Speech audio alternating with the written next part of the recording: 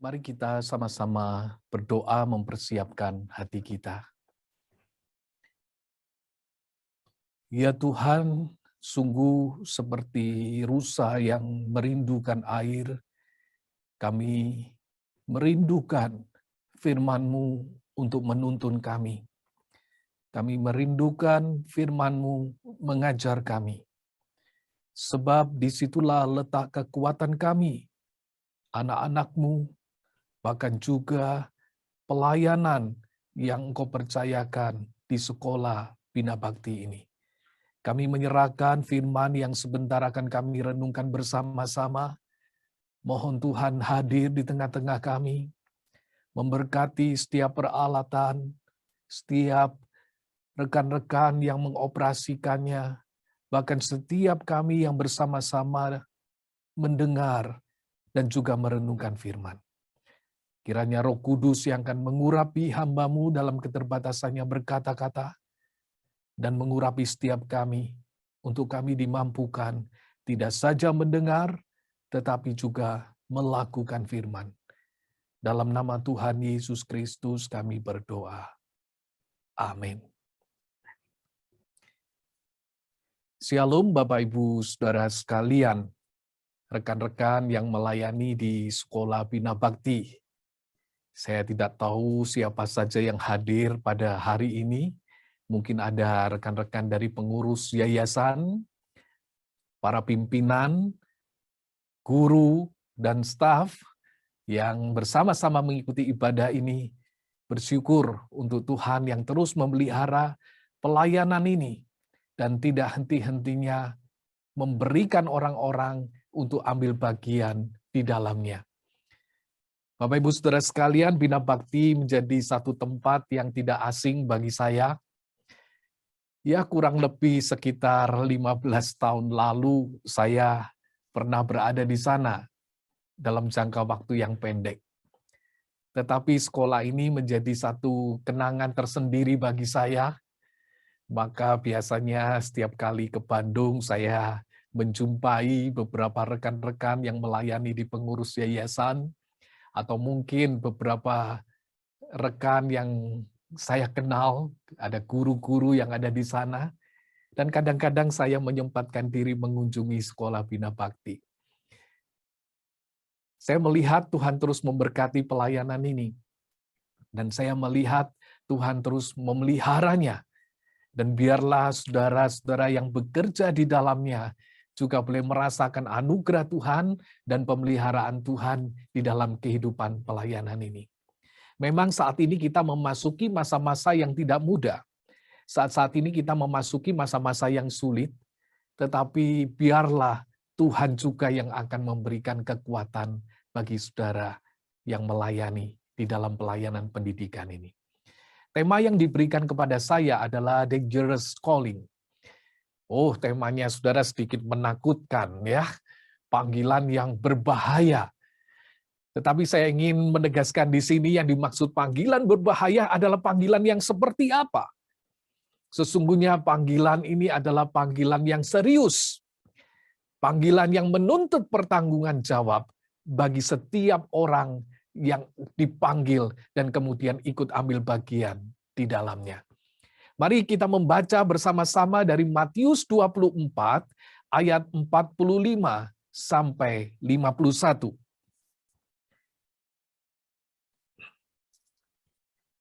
Demikianlah firman Tuhan. Siapakah hamba yang setia dan bijaksana, yang diangkat oleh tuannya atas orang-orangnya untuk memberikan mereka makanan pada waktunya? Berbahagialah hamba yang didapati tuannya melakukan tugasnya itu ketika tuannya itu datang. Aku berkata kepadamu, sesungguhnya tuannya itu akan mengangkat dia menjadi pengawas segala miliknya.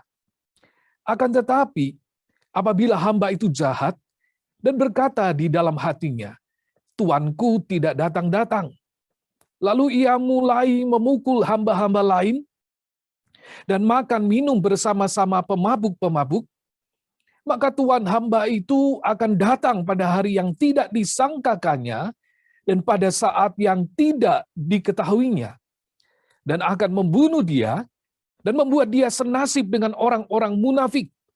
Di sanalah akan terdapat ratapan dan kertakan gigi. Sampai demikian pembacaan firman Tuhan. Setelah ada sebuah nasihat yang baik, yang katanya supaya kita itu hidup dengan meneladani tukang parkir. Mengapa? Katanya contohlah tukang parkir. Meskipun punya banyak mobil, ia nggak pernah sombong. Mengapa? Karena ia tahu bahwa semuanya itu hanya titipan, katanya. Saudara coba bayangkan kalau tukang parkir itu merasa bahwa ia memiliki mobil yang dititipkannya. Siapa yang mau titip kepada dia? Masalahnya, saudara, ada orang-orang yang seperti ini termasuk di dalam kehidupan kekristenan kita. Bukankah, saudara, seharusnya kita sadar bahwa apapun yang kita punya itu adalah titipan Tuhan? Karunia yang kita punya itu titipan. Harta yang kita punya itu titipan. Pekerjaan dan pelayanan yang dipercayakan kepada kita itu juga titipan. Bahkan kehidupan kita ini juga titipan. Tapi seringkali, saudara, kita nggak sadar atau kita lupa, bukan? Pada sisi yang lain, ternyata ada pula tukang parkir jenis khusus. Ada yang mengatakan ada 4 makhluk gaib di alam semesta ini. Yang pertama malaikat, yang kedua setan katanya, yang ketiga itu jin, yang keempat itu katanya tukang parkir Indomaret. Saudara, mengapa? Karena orang seringkali mengalami ketika kita datang, dia nggak ada. Waktu kita pulang, tiba-tiba dia muncul. Karena itu kita menjadi jengkel. Kita merasa orang ini tidak bertanggung jawab sepenuhnya. Ia tidak melakukan tugasnya dengan baik. Hanya mau cari keuntungannya. Tetapi tidak mau memberikan tanggung jawab untuk dia menjaga milik orang lain. Namun sekali lagi, saudara, orang ini pun ada di tengah-tengah kehidupan dan pelayanan Kristen. Kita sadar bahwa mendapatkan titipan, sadar bahwa dipercaya sesuatu, tetapi tidak bertanggung jawab dengan apa yang dipercayakan kepadanya. Saudara, sekolah Kristen itu dibangun dengan visi dan misi yang tertentu. Tetapi kadang kita menemukan ketidakseriusan di dalam menanganinya. Ada guru-guru yang tidak bertanggung jawab, sehingga murid-murid tidak terurus. Bahkan aset-aset bisa berpindah tangan demi keuntungan pribadi orang-orang di dalamnya. Ada pula kepala-kepala sekolah, guru-guru, tenaga administrasi yang curang, sibuk mencari keuntungan, bahkan melecehkan murid yang dipercayakan kepadanya. Saudara, persoalan pendidikan ini tidak hanya terjadi di dalam kehidupan pendidikan secara umum, tetapi juga terjadi di dalam kehidupan pendidikan Kristen. Sudah berapa kali, saudara, saya melihat terjadinya peristiwa-peristiwa di mana terjadi konflik, ya, rebutan aset, dan lain-lainnya. Saudara, mengapa ini terjadi? Saya yakin orang-orang itu tidak sadar akan panggilannya. Ia tidak sadar bahwa ia sedang memegang titipan Tuhan. Ia tidak sadar bahwa Tuhan akan meminta pertanggungan jawab pada waktunya. Ia tidak sadar bahwa ia sedang bermain-main dengan milik Tuhan. Saudara, hal ini kita temukan di dalam cerita Yesus tadi. Dikisahkan ada seorang tuan yang memiliki banyak hamba. Di antara para hamba itu ada yang dipercaya untuk menjadi pemimpin hamba-hamba yang lain. Dan ketika tuan itu akan pergi, ia sudah memberikan tugas yang harus dikerjakan oleh hamba-hambanya ini. Hamba-hamba itu diangkat untuk mengurus rumah tangga tuannya. Dikatakan ia harus memelihara orang-orang milik tuannya. Tetapi ternyata ada dua macam hamba di dalam kisah ini. Ada jenis hamba yang jahat atau hamba yang buruk kelakuannya. Hamba yang seperti ini, saudara, mirip dengan tukang parkir yang tidak bertanggung jawab tadi. Maunya enak saja, tapi nggak mau kerja. Ia mencari kesenangannya sendiri, ia tidak memberi makan hamba-hamba yang lain yang dipercayakan kepadanya, sebagaimana yang sudah dipesankan oleh tuannya. Malahan ia memukuli hamba-hamba yang lain. Ia berlaku buruk terhadap hamba-hambanya yang lain. Ia tidak bekerja dengan baik. Malahan ia mabuk-mabukan dan mengabaikan tugas yang diberikan kepadanya. Karena itu dikatakan betapa marahnya Tuhan itu ketika ia mengetahui tindak tanduk dari hamba ini. Sampai-sampai diungkapkan dengan sebuah perkataan yang cukup keras di dalam ayat 51. Dan akan membunuh dia dan membuat dia senasib dengan orang-orang munafik. Dan di sanalah akan terdapat ratapan dan kertakan gigi. Saudara, kata membunuh dalam bagian ini memiliki pengertian memotong badannya. Ini merupakan bentuk hukuman yang keras dan kejam pada zaman itu. Tentu saja, saudara, gambaran ini digunakan bukan untuk dimengerti secara harafiah. Tetapi ini ingin menunjukkan betapa sang tuan itu tidak suka dengan sikap yang seperti ini.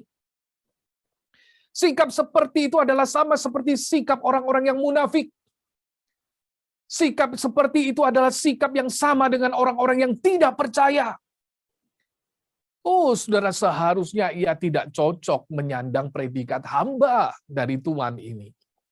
Karena ternyata ia mementingkan dirinya sendiri dan mengabaikan tugas yang dipercayakan kepadanya. Coba saudara bayangkan ya, kalau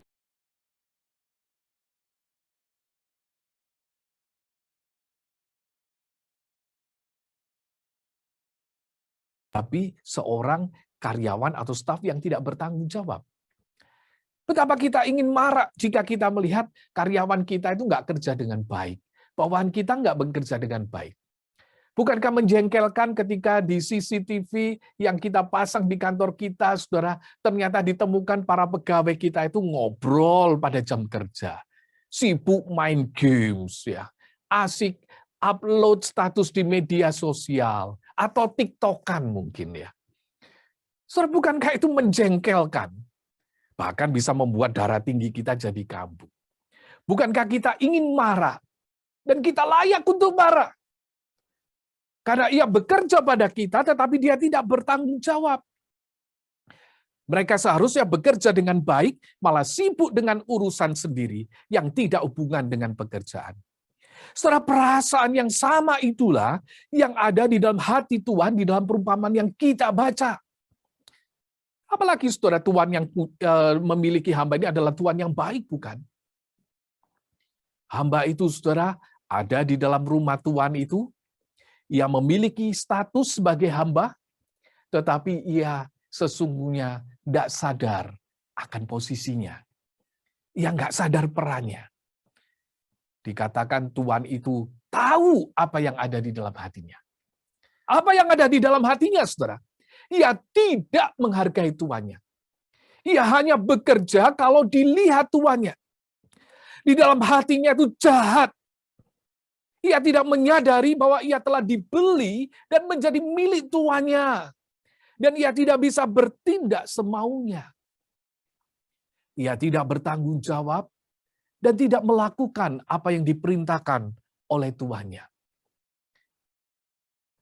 Serah tipe yang seperti ini menunjukkan bahwa ia tidak sungguh-sungguh menganggap tuannya itu sebagai Tuhan. Tapi ia mau bertindak menjadi Tuhan atas dirinya sendiri, bahkan atas apa yang dititipkan kepada dia. Allah tentu tidak suka terhadap hamba yang tidak menjalankan perannya dengan baik. Tindakan ini menunjukkan bahwa ia memiliki pemahaman yang salah tentang Allah. Ia tidak sadar statusnya hanya seorang hamba. Saudara, sebagai orang yang sudah diselamatkan, kita itu dikatakan kita itu adalah hamba Kristus. Itu bukan cuma sekedar sebuah status, bukan sekedar sebuah jabatan, tapi harusnya itu nyata di dalam tindakan kita yang melakukan apa yang dikehendaki oleh Tuhan. Yang mengerjakan apa yang dipercayakan oleh Tuhan itu dengan bertanggung jawab. Yang setia di dalam melakukan tugas yang diberikan kepadanya. Dan inilah saudara yang nampak di dalam diri hamba yang satunya di dalam perumpamaan ini.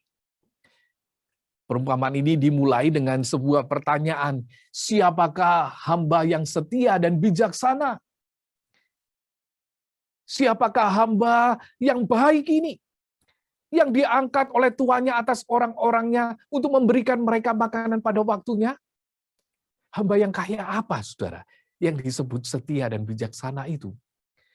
Dikatakan ayat 46, berbahagialah hamba yang didapati tuannya melakukan tugasnya itu ketika tuannya itu datang.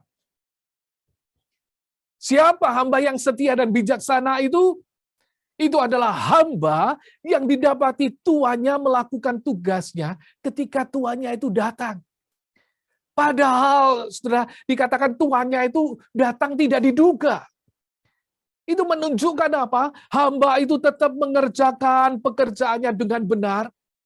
Hamba itu setia mengerjakan pekerjaannya dengan baik. Hamba itu tidak peduli dilihat orang atau tidak. Dan hamba yang seperti ini disebut hamba yang setia. Atau hamba yang dapat dipercaya. Bahkan dikatakan hamba yang seperti ini disebut diberkati, berbahagia, saudara. Karena itu, saudara, Sang Tuhan berkenan akan hambanya ini. Sikap yang seperti inilah yang diperkenan oleh Tuhan. Oleh seorang Tuhan karena apa? Ia adalah orang yang menyadari bahwa apa yang dipunyainya adalah milik tuannya, dan ia harus mengabdi kepada tuannya. Ia melihat jabatan yang dia punya untuk mengelola hamba-hamba yang lain. Harta yang dia punya, yang diberikan kepada dia. Orang-orang yang dilayaninya, itu adalah titipan Sang Tuhan itu. Dan yang perlu ia lakukan adalah menjalankan tugas tuannya. Bukankah sikap yang seperti ini memang adalah sikap yang menyenangkan seorang bos, saudara? Kalau saudara memiliki mobil atau motor, dan kemudian saudara meminjamkan pada seseorang, tentu saudara akan senang kalau orang itu memelihara mobil atau motor saudara itu dengan baik. Ketika saudara tiba-tiba datang dan menemukan mobil atau motor saudara itu kinclong, ya, bersih, terawat, senang bukan? Kita merasa bahwa ini orang yang baik. Kita merasa orang ini tahu berterima kasih. Orang ini sadar ia bukan pemilik, tapi ia menghargai pemilik barang dari barang yang dipinjamkannya. Kita senang, saudara, dengan orang yang menghargai apa yang kita titipkan kepadanya. Demikian juga hati Tuhan. Dikatakan akhirnya Tuhan berkenan pada orang itu.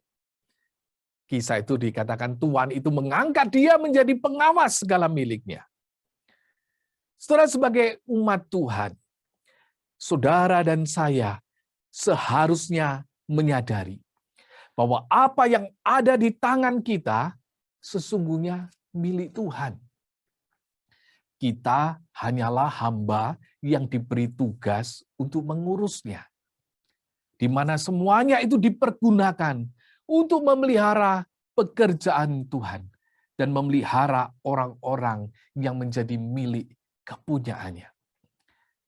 Kalau mungkin saudara saat ini memiliki jabatan tertentu, saudara saat ini memegang posisi tertentu yang penting di dalam sebuah organisasi pelayanan, saudara perlu ingat, hamba itu diangkat oleh tuannya atas orang-orangnya untuk apa? Untuk memberikan mereka makanan pada waktunya. Jabatan itu saudara membawa konsekuensi untuk melayani. Jika kita memegangnya, Sang Tuhan itu menghendaki kita untuk melayani orang-orang yang ada di bawah kita. Melayani orang-orang yang bekerja di bawah pimpinan kita. Para guru itu saudara dipanggil untuk melayani murid-murid yang dipercayakan, bukan? Kita diberi titipan orang-orang untuk dilayani. Para pimpinan sekolah itu dipercayakan guru-guru untuk diarahkan, murid-murid untuk dididik. Untuk apa? Supaya kita bisa melayani mereka. Para pengurus yayasan diberikan pekerjaan yang begitu besar dan luas ini. Dipanggil untuk apa? Untuk melayani mereka, saudara. Saudara, kalau mungkin kita juga mendapatkan kesempatan-kesempatan pelayanan, tidak kebetulan saudara dipercayakan pelayanan-pelayanan tertentu. Apakah saudara bekerja di dalam bidang administrasi? Atau saudara bekerja di dalam bidang pembinaan siswa? Atau saudara menangani sarana prasarana sekolah? Atau saudara bertanggung jawab untuk rekrutmen SDM misalnya? Saudara itu dipanggil untuk melakukannya dengan bertanggung jawab. Saudara dipanggil untuk melakukannya dengan sungguh-sungguh. Karena saudara itu sedang dititipin Tuhan pelayanan ini. Saudara dititipin Tuhan untuk memelihara orang-orang yang ada di sana. Untuk menggembalakan para siswa itu. Dan Tuhan menghendaki saudara jadi hamba yang baik dan setia. Sekolah Bina Bakti itu dimulai dengan visi dan misi dari Tuhan. Sekolah ini didirikan atas nama Tuhan. Sekolah ini berdiri sampai saat ini karena Tuhan. Pelayanan Kristen itu, saudara, adalah milik Tuhan. Saudara yang ada di dalamnya perlu sadar bahwa saudara bertanggung jawab bukan cuma sekedar kepada pimpinan atau pengurus yayasan atau kepada rapat pengurus yayasan, tetapi kepada Tuhan. Pengurus yayasan adalah alat Tuhan yang juga harus bertanggung jawab kepada Tuhan. Para guru dan staf, engkau harus tahu bahwa engkau sedang mengerjakan ladang Tuhan. Ketika saudara memikirkan dan mengusahakan kebaikan bagi orang-orang yang ada di dalamnya, saudara adalah hamba-hamba yang setia. Dan saudara dipanggil untuk itu. Saudara dan saya dipanggil untuk menjadi hamba yang setia, yang bertanggung jawab terhadap milik Tuhan. Karena satu saat Tuhan pun akan menuntut itu pada kita. Setelah ketika saya merenungkan ini, saya mempertanyakan bagaimana dengan kondisi yang kita hadapi saat ini. Kita melihat kita sedang berhadapan dengan kondisi yang tidak mudah. Setelah tidak disangka gambaran yang mungkin pernah kita lihat di tempat potong rambut sekitar tahun 90-an. Ternyata saat ini sering nampak di depan mata kita, bukan? Sekolah-sekolah, ya, pendidikan, bahkan rapat-rapat, semuanya menggunakan Zoom, ya, atau menggunakan Google Meet dan lain-lainnya. Dan gambaran seperti ini tidak disangka. Seolah-olah poster dinding di salon-salon pada saat itu adalah nubuatan untuk 2020 dan 2021 ini. Setelah gambaran ini menunjukkan sebuah perubahan yang tengah terjadi di tengah-tengah dunia kita. Perubahan yang membawa kita pada masa-masa yang sulit, bukan? Coba saudara perhatikan satu ungkapan ini. bedanya dulu sama sekarang. Katanya kalau dulu kita punya pepatah mengatakan bersatu kita teguh, bercerai kita runtuh, sekarang enggak. Sekarang kalau kita kumpul-kumpul bersatu malah cepat mati katanya. Menjaga jarak bercerai malah selamat. Termasuk di dalam dunia pendidikan, kita lihat pergumulan yang tidak mudah. Dulu orang tua melepas anak ke sekolah ketika akan memulai tahun ajaran. Ya, orang tua senang, saudara ya. Setelah 1 bulan ngurus anaknya yang tidak mudah, ya. Kemudian sekarang melepas mereka ke sekolah dengan sukacita. Tapi sekarang sekolah ternyata harus mengembalikan lagi anak ke orang tua. Ini yang sedang terjadi. Sebagai hamba-hamba kita dititipkan satu pekerjaan dengan situasi yang seperti ini. Bagaimana di dalam dunia pendidikan, saudara? Tahun lalu saja, saudara, Sekjen PBB sudah memperingatkan bahwa dunia itu sedang menghadapi bencana generasi. Bencana generasi karena apa? Karena adanya penutupan sekolah di tengah pandemi virus corona ini. Antonio Guterres itu menyebutkan bahwa pada pertengahan Juli tahun lalu terjadi penutupan sekolah di 160 negara sehingga berdampak lebih dari 1 miliar siswa. Selain itu sedikitnya ada 40 juta anak ketinggalan sekolah pendidikan dini. Saya melihat juga saudara beberapa rekan orang tua yang kemudian akhirnya menunda anaknya untuk bersekolah karena situasi yang seperti ini. Ia juga mengatakan kembali bahwa membawa siswa ke sekolah secara aman ini harus jadi prioritas utama. Kita menginginkan semuanya itu kembali lagi. Karena kalau tidak ada satu bahaya yang besar. Dan memang itulah saudara yang kita lihat, bukan? Saya pun menyaksikannya. Betapa sekolah kadang bergumul untuk melakukan pendidikan secara online. Tidak saja bergumul dalam melakukan pendidikan secara online, tetapi juga menjadi bagian yang kita lihat pendidikan itu seolah-olah menjadi tidak efektif. Berbeda dengan ketika kita bertatap muka. Namun, saudara, sudah 1 tahun lebih berlalu, kita masih harus berkutat dengan hal yang sama. Bagaimana kita tetap menjalankan peran kita di tengah-tengah situasi yang tidak mudah ini dengan bertanggung jawab. Saudara, saya ingin katakan, ada beberapa hal yang penting sebagai hamba yang bertanggung jawab di tengah-tengah masa yang seperti ini. Sadari, saudara, bahwa zaman ini sedang mengalami perubahan. Sadar bahwa kita sedang masuk di dalam area yang tidak lagi sama. Dan sadari pula, karena zaman sedang mengalami perubahan, maka kita itu harus berubah.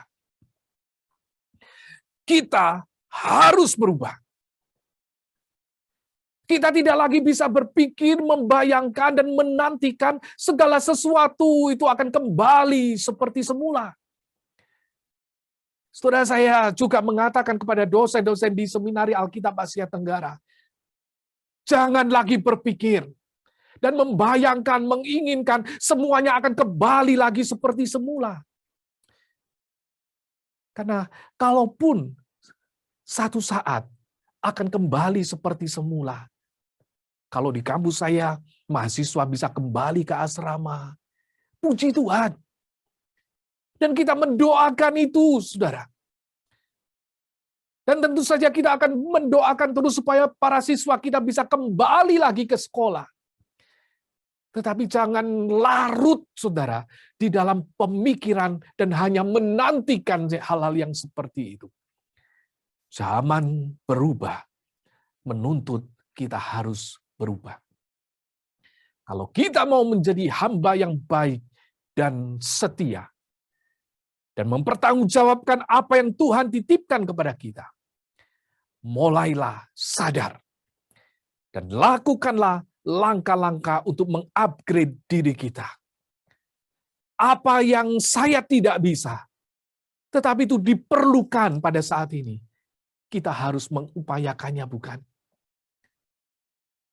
Kita harus mengubah diri kita. Tidak bisa tidak. Terbukalah terhadap hal-hal baru yang akan terjadi. Teknologi-teknologi baru yang akan membantu kita. Dan pikirkanlah yang terbaik bagi anak-anak didik kita. Kalau kita, saudara, hanya berpikir, oh pembelajaran online itu tidak efektif. Oh pembelajaran online itu tidak bisa maksimal. Maka kita akan betul-betul masuk menjadi agen untuk menghadirkan bencana generasi itu. Apa yang harus kita pikirkan, saudara? Yang harus kita pikirkan, bagaimana saya tetap bisa melakukan hal yang baik bagi pelayanan saya, bagi anak-anak didik saya, di tengah-tengah situasi yang tidak menentu ini. Saya tidak boleh lagi berpikir pembelajaran online tidak efektif. Yang harus saya pikirkan adalah bagaimana saya bisa mengajar online dan efektif. Yang harus kita pikirkan adalah kita tidak bisa larut di dalam pemikiran pembelajaran jarak jauh itu nggak akan bisa mengubah orang. Tidak. Yang harus kita pikirkan adalah bagaimana di tengah-tengah pembelajaran jarak jauh kita bisa mengubah orang, mengembangkan karakter mereka. Jangan cuma berkata, itu tidak mungkin, itu tidak mungkin. Kita tidak bisa, saudara, seperti itu lagi. Saat ini, hamba-hamba Tuhan ini, saudara-saudara, khususnya saudara yang bekerja di dalam bidang pendidikan, saudara berada di tengah-tengah masa yang penuh dengan perubahan. Tetapi Tuhan tetap menuntut saudara jadi hamba yang baik dan setia. Itu yang diberkenan Tuhan. Dan mengapa kita harus melakukan ini semua? Saudara, bukan sekedar karena saya bekerja di tempat ini. Bukan karena saya dibayar di sini. Tetapi ingatlah, sebab kita ini adalah hamba Kristus. Kita itu dikatakan sudah dibeli. Harganya itu lunas dibayar. Jangan jadi hamba manusia. Saudara, sebagai hamba Kristus, kita dipanggil untuk melayani Dia. Dan bukan melayani diri kita. Sebagai hamba Kristus, kita itu dititipkan Tuhan untuk melayani sebagai pendidik di sekolah ini. Saya tidak tahu, saudara, ada berapa banyak murid saat ini di Bina Bakti. Ketika yang lalu saya berada di sana, pekerjaan ini sudah begitu besar. Ada pelayanan yang ada di Jalan Bima, di Kopo. Bahkan waktu itu saya juga pergi ke Tasikmalaya. Dan saya melihat Tuhan bekerja dengan begitu luar biasa. Dan ketika saudara hadir di sana, Tuhan itu kemudian menitipkan anak-anak itu di sana. Saudara, jadilah hamba yang baik.